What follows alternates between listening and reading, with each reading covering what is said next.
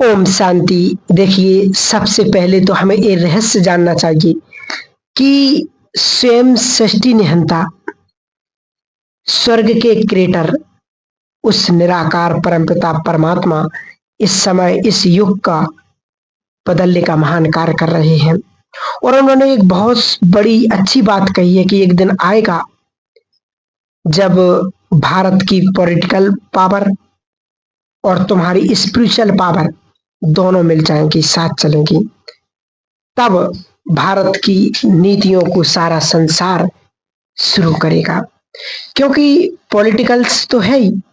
कलयुग के अंत की पॉलिटिकल थोड़े दूसरे ढंग की हो गई है, लेकिन जब उसमें स्पिरिचुअलिटी समावेश हो जाती है तो वो विश्व के कल्याण के लिए हो जाती है। आप सब देख रहे हैं, चाहे हमारे मोदी जी हो, विश्व के बहुत बड़े नेता बन गए हैं, उनका नाम है, उनके लोग सम्मान करते हैं, विदेशों में भी और भारत में भी।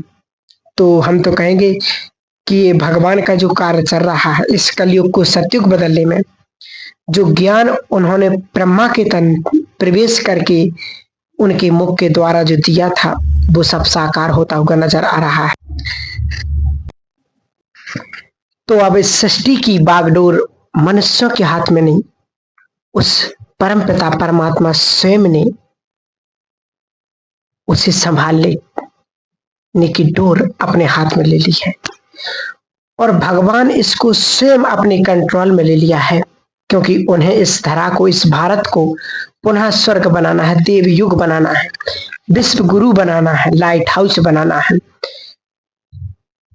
तो जैसे योगी जी हैं तो उन्होंने भी बहुत सुंदर कार्य किए। सचमुच समय की ये मांग है। तो अब वास्तव में समय आ गया है। प्रकृति अपने मूल स्वरूप में आना चाहती है, इसलिए प्रकृति में विस्फोट भी बहुत होंगे। हम सबको उसके लिए तैयार रहना है। उसमें ये नहीं कि बाबा ये क्या कर रहा है। कई ज्ञानी भी ये सोचते हैं कि बाबा ये क्या कर रहा है। ये बाबा का काम नहीं, उसे क्योंकि बदलना है, इसलिए महापरिवर्तन चारों ओर होगा। और वास्तव में ये ऑटोमेटिक प्रक्रिया है। अब प्रकृति बदलेगी, इसलिए हमारे प्योर वाइब्रेशंस प्रकृति को भी बदलेंगे।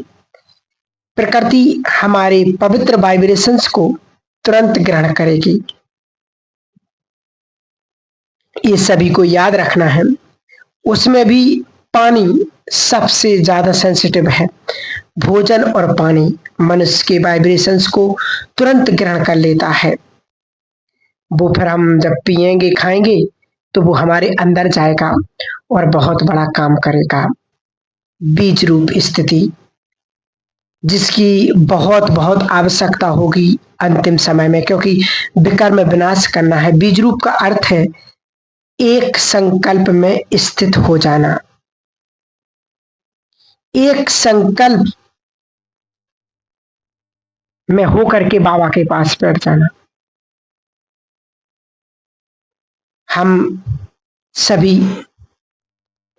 एक स्वयं जरूर लेंगे कि मैं मास्टर सर्वशक्तिवान हूं, ऊपर बाबा है सर्वशक्तिवान, उसकी सर्व शक्तियों की किरणें आ रही हैं। ध्यान से सुने, इस संकल्प को रिपीट करें। माना कि हम 5 मिनट बैठ गए तो 5 बार रिपीट कर लें कि मैं मास्टर सर्वशक्तिवान हूं और बाबा से शक्तियों की किरणें आ रही हैं। आज बाबा ने जैसे मुरली में नहीं कहा कि बच्चे अब तो वो समय आ रहा है जो मुंबई से आबू तक क्यों लगेगी, सोचो लाइन लगेगी। ये समय बहुत तीव्र गति से आगे की ओर बढ़ रहा है, तो क्यों ना हम उस समय को आने से पहले अपने पुरुषार्थ को सुंदर बना लें, शक्तिशाली बना लें। यही बाबा हम बच्चों से चाहता है कि मेरे बच्चे तीव्र पुरुषार्थ करें और श्रेष्ठ स्थिति को प्राप्त करें, क्योंकि अब अपने आप को नए नए संकल्पों के द्वारा हम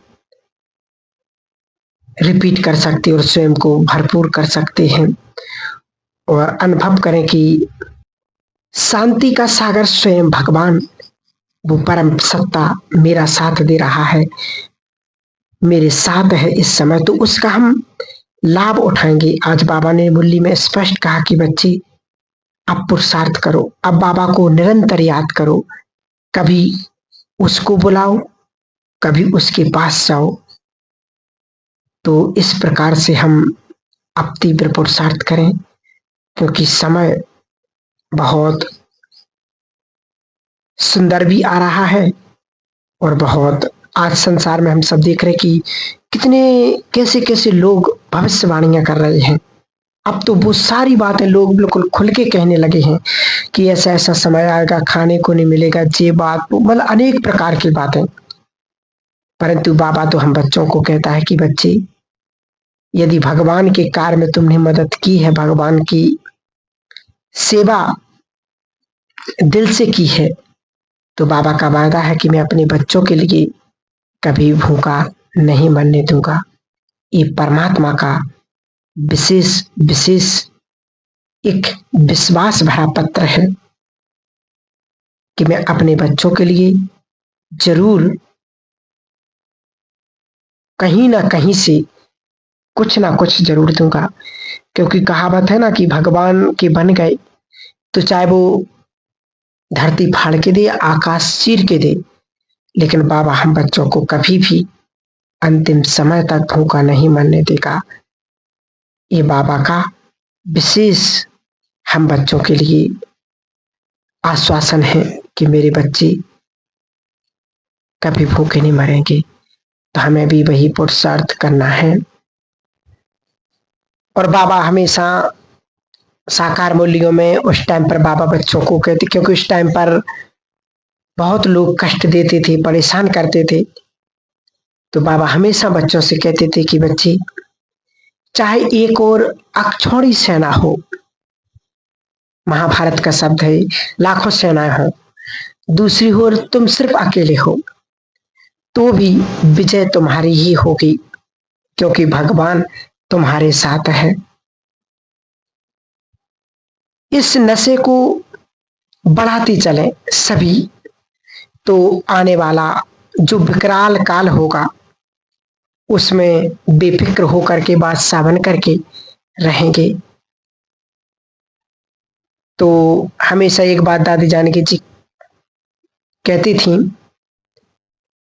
कि इस कांटों के जंगल में शेर की तरह निर्भय होकर के विचरण करो।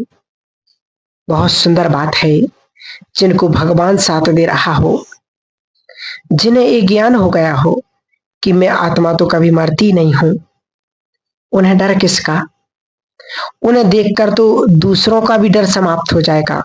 ये हम सभी थोड़े समय में अब देखेंगे। इसलिए अपने अंदर जिस तरह का भी सूक्ष्म भय समाया हुआ हो, यह समाया रहता है बहुतों के अंदर, मृत्यु का भय ही सबसे बड़ा भय है। भविष्य का भय, अपने के खोने का भय, कुछ चले जाने का भय, बिल्कुल अब बेफिक्र बादशाह बन जाए, क्योंकि भगवान का हाथ हमने पकड़ा है, उसने हमारा हाथ पकड़ लिया है, वो हमारी नैया को पार लेकर के ही जाएगा, उसमें कोई बाधा नहीं डाल ही नहीं सकता। तो अशरीरी होने का हम जितना जितना अभ्यास करेंगे, निर्भयता आएगी। मास्टर सर्वशक्तिवान का हम जितना जितना अभ्यास करेंगे, मनोबल बढ़ेगा।